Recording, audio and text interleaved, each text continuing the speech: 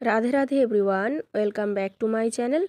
আশা করছি তোমরা সকলে খুব ভালো আছো, আর আমিও রাধারানী এবং গোপাল সোনার অপার করুণাতে খুবই ভালো আছি।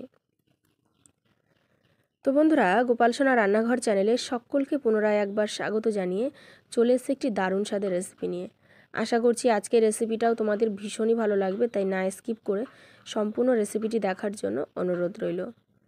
বন্ধুরা, শীতের মরশুম প্রায় যায় তবুও কিন্তু পিঠেপুলির স্বাদ মন থেকে যেন যেতেই চায় না। তো আজকে কিন্তু আমি একটা পিঠেপুলি রেসিপি নিয়ে চলে এসেছি তোমাদের সাথে। আশা করছি ভীষণ ভালো লাগবে। বন্ধুরা, আজকের এই পিঠেটি একবার যদি তৈরি করো, বাড়িতে প্রতিদিন চাইবে যে এই রকম পিঠেই তৈরি করে খাই, এবং এতটা ইজি সেটা না দেখলে কিন্তু বিশ্বাসই করতে পারবে না।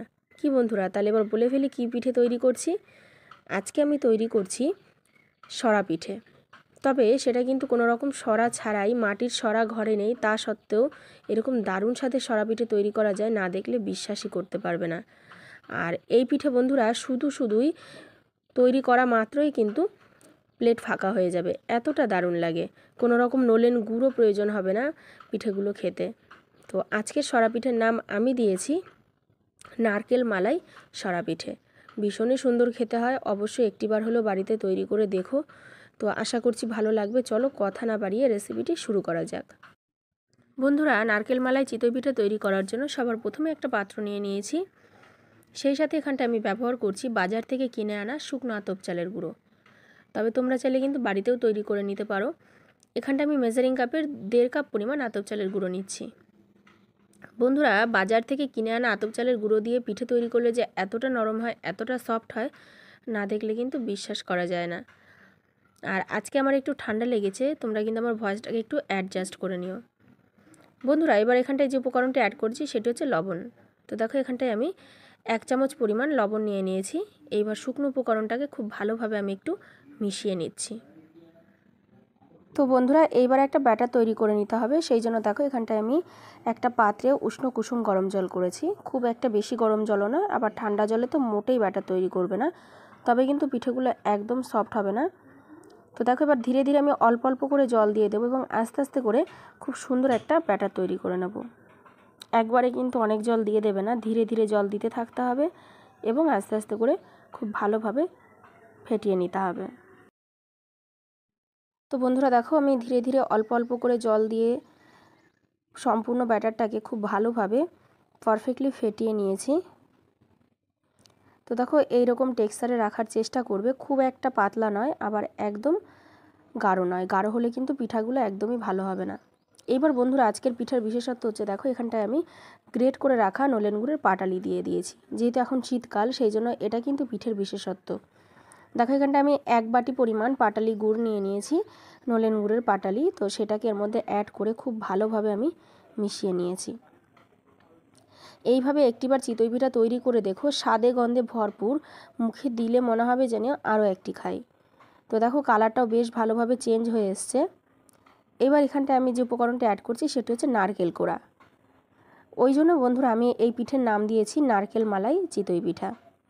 তো দেখো, এবার নারকেল কোড়াটা দিয়েও আমি খুব ভালোভাবে মিশিয়ে নিচ্ছি। এতে করে পিঠেটা কিন্তু এতটা সুন্দর হয়, কোনো ভাষা দিয়ে বোঝানো যায় না। তো দেখো, আমি সমস্ত উপকরণ দিয়ে খুব ভালোভাবে মিশিয়ে নিচ্ছি।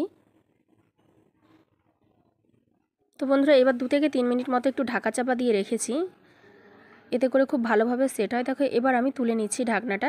এবার এতে আরেকটু উপকরণ অ্যাড করছি, এতে করে কিন্তু পিঠের স্বাদটা আরও ভালো হবে। সেটা হচ্ছে, এখানটা আমি 2 চামচ পরিমাণ গুঁড়ো দুধের ব্যবহার করছি। সম্পূর্ণ অপশনাল, তবে আজকের এই নারকেল মালাই চিতই পিঠা তৈরি করতে গেলে কিন্তু এই উপকরণটি অবশ্যই অ্যাড করতে হবে, তবে কিন্তু স্বাদটা ভীষণ ভালো আসবে। তো বন্ধুরা দেখো, সমস্ত উপকরণ দিয়ে আমি খুব ভালোভাবে ফেটিয়ে নিচ্ছি, যাতে করে ব্যাটারের ভেতর কোনো রকম কোনো লাম্পস না থাকে, তাহলে কিন্তু পিঠেগুলো ভালো হবে না। অবশ্যই একটুখানি যত্ন সহকারে কাজটা করতে হবে। তো বন্ধুরা দেখো, খুব ভালোভাবে ফেটিয়ে নিয়েছি। এইবার আমি এই ব্যাটারটাকে 5 মিনিট মতো রেস্টে দেব। এতে করে কিন্তু ভীষণই ভালো হয়, খুব ভালোভাবে ব্যাটারটা সেট হয়ে যায়।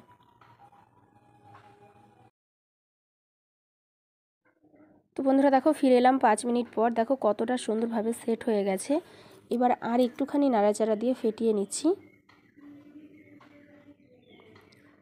তো বন্ধুরা অবশ্যই এরকম একটু হালকা টেক্সচারে রাখার চেষ্টা করবে, এতে করে কিন্তু পিঠেগুলো ভীষণ ভালো হয়। এই চিতই পিঠে তৈরি করার সময় কখনোই কিন্তু ব্যাটারটা গাঢ় রাখার প্রয়োজন নেই। গাঢ় রাখলে কিন্তু পিঠেগুলো খুব একটা ফোলে না এবং সফটও হতে চায় না। তো দেখো এদিকে আমার পিঠে তৈরির জন্য ব্যাটারটা একদম পারফেক্টলি রেডি হয়ে গেছে। একবার তোমাদেরকে টেক্সচারটা আমি দেখিয়ে দিচ্ছি।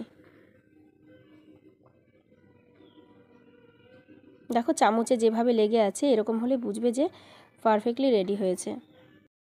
তো বন্ধুরা আজকে আমি কিন্তু পিঠেগুলো তৈরি করার জন্য কোনো রকম মাটির সরার ব্যবহার করছি না। এখানটায় কিন্তু আমি একটা ইডলি মেকার নিয়ে নিয়েছি, বা তুমি ননস্টিকের সরাও বলতে পারো। তো দেখো ভীষণই ভালো হয়, এবং গ্যাসে যে এত সুন্দর পিঠে তৈরি করা যায় না দেখলে কিন্তু বিশ্বাস হয় না। না, আমরা কিন্তু অনেকেই ভাবি যে মাটির সরা ছাড়া বোধহয় সরা পিঠে ভালো হয় না, বা উনুন ছাড়া বোধহয় সরা পিঠে ভালো হয় না, কিন্তু গ্যাসের ওভেনেও যে এত সুন্দর সরা পিঠে হয় ভাবতেই পারবে না।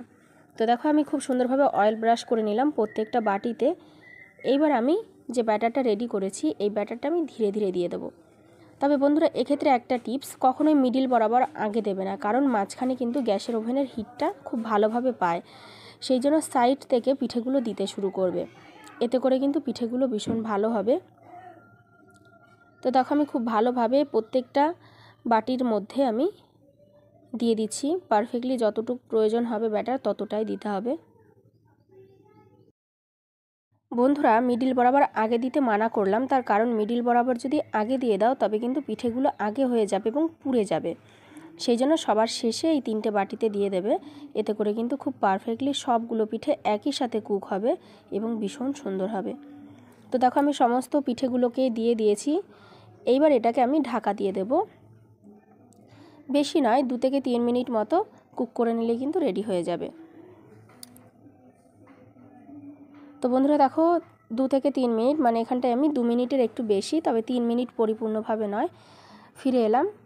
এইবার দেখো আমি এক একটা করে পিঠে তোমাদেরকে তুলে দেখিয়ে দিচ্ছি কতটা সুন্দর হয়েছে। দেখো প্রত্যেকটা পিঠেই কিন্তু খুব ভালোভাবে ছেড়ে আসছে, এতে কোনো রকম কোনো অসুবিধা হচ্ছে না।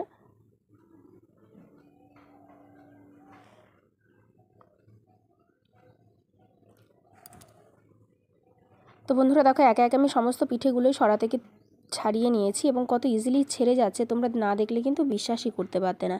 এবং দেখো একটা পিঠে তোমাদেরকে আমি দেখিয়ে দিচ্ছি যে কতটা সফট হয়েছে। এখানটায় দেখো আমি গুড়ের ব্যবহার করেছি, নারকেলের ব্যবহার করেছি, তা সত্ত্বেও কিন্তু একটা পিঠেও লেগে যাচ্ছে না। তো এই টিপসগুলো ফলো করে তৈরি করবে, ভীষণই ভালো হয়। এইভাবে আমি বাকি পিঠেগুলো ভেজে তোমাদের সামনে ফিরে আসছি। তো বন্ধুরা ফাইনালি রেডি হয়ে গেছে দুর্দান্ত স্বাদের নারকেল মালাই চিতই পিঠা। আশা করছি এই শীতের সকালে বা শীতের সন্ধ্যায় যদি এরকম পিঠের রেসিপি থাকে সকলের মনে কিন্তু একটা দারুণ আনন্দ হয়। তো দেখো পিঠেগুলো কতটা নরম সফট হয়েছে এবং কতটা জালিদার হয়েছে আমি তোমাদেরকে একটু দেখিয়ে দিচ্ছি। বন্ধুরা এই পিঠে কিন্তু মুখে দেওয়া মাত্র ভ্যানিশ হয়ে যাবে, এতটা সুন্দর। দেখো প্রত্যেকটা পিঠের ভেতরে কিন্তু এরকম জালিদার হয়েছে এবং কতটা সুন্দর লাগছে তোমরাই দেখে বলো। তো বন্ধুরা এরকম চিতই পিঠা সেই সঙ্গে যদি থাকে ঝোলা গুড়, তোমরাই বলো কেমন লাগে। খেতে কিন্তু ভীষণ ভালো হয়েছিল। অবশ্যই কিন্তু তোমরা বাড়িতে একটিবার হলেও ট্রাই করবে এবং আমাকে কমেন্ট বক্সে অবশ্যই জানাবে যে আজকের রেসিপিটা কেমন লেগেছে। তো দেখো বন্ধুরা দেখেই কিন্তু লোভ লেগে যাচ্ছে। ফাইনালি আশা করছি আজকের রেসিপিটা তোমাদের ভীষণ ভালো লেগেছে। যদি ভালো লেগে থাকে তাহলে অবশ্যই ভিডিওটিকে লাইক, কমেন্ট, শেয়ার এবং চ্যানেলটিকে সাবস্ক্রাইব করে কিন্তু আমাদের পাশে থেকো।